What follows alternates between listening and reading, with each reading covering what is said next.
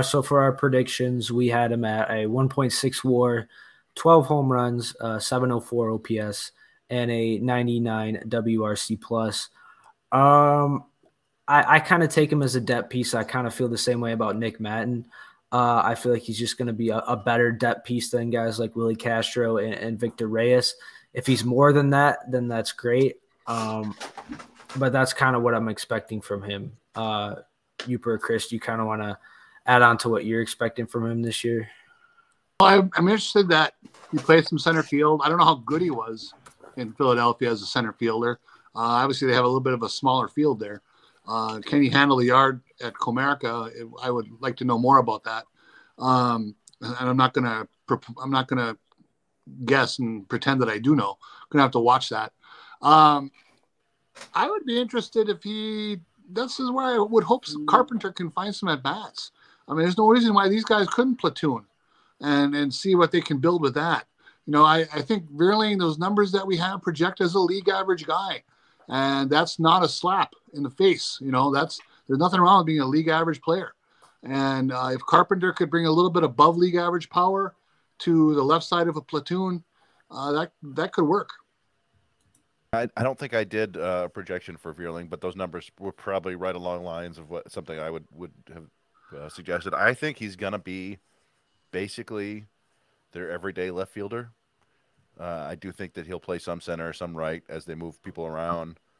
But I think there's enough upside there to play him a lot. And he is a guy that does just a little of everything, right? Like, he's not a great base stealer, and his speed doesn't seem to translate terribly well to playing center field or whatever. But you got a guy who doesn't strike out a ton, hits the ball hard, can run, can catch, can throw, can hit for power.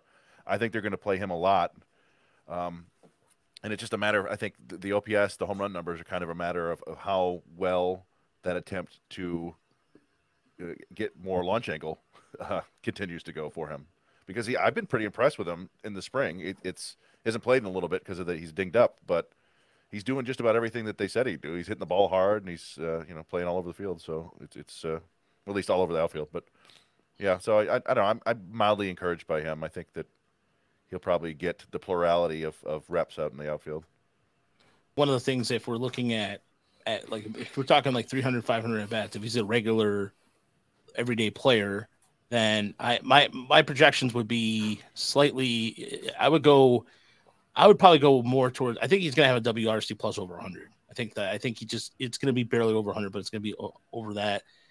And honestly, I go anywhere from the 15, 20 home run range. I maybe be a little generous, but I don't know. I like the upside of Vierling. I hope the knee's not a long issue. If the injury is not like a long lingering thing, then I think we'll be fine. And so I don't know. I think the Tigers, in terms of, I think he might surprise some people this year. I think out of all, between him and Nathan, because the two newest guys on the roster, I think with the outfield situation does feel a lot more concise or very cohesive, if you will. And there's a lot of ways to complement it. You have in terms of speed guys, and then you have guys with some power, and Vierling has that. So I don't know. I think the fact that they're putting him just out there and dedicating it makes it probably easier for him.